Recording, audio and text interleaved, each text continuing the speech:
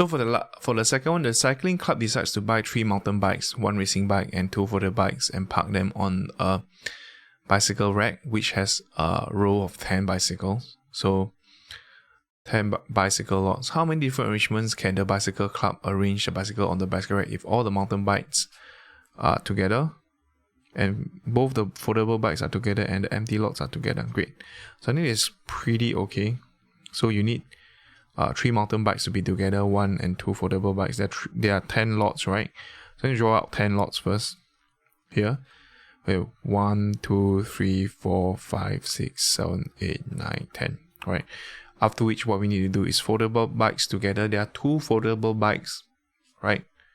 2 foldable bikes together. So I'm gonna put this as foldable bikes. Then mountain bikes are together, which is 3, and empty lots will be 4 of the empty lots.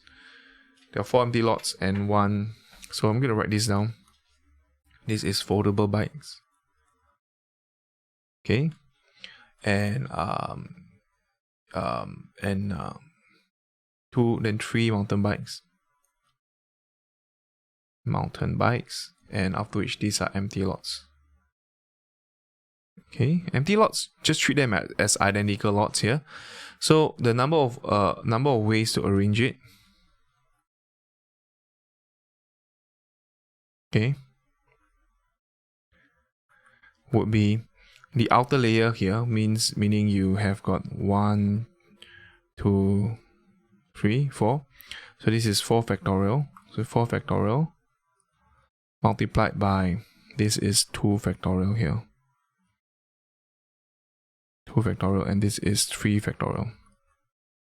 Okay, so we have 2 factorial multiplied by 3 factorial. Okay, empty lots, you don't need to arrange them because they are all identical. So that's about it. This is your answer here. So the answer will be 288. Right, so arrange the outer layer, the inner layer. These empty lots here, they are just 4 factorial over 4 factorial because they are identical, but you don't really need to write it down. Is quite redundant actually. Okay, then this will just be your this will be your racing bike.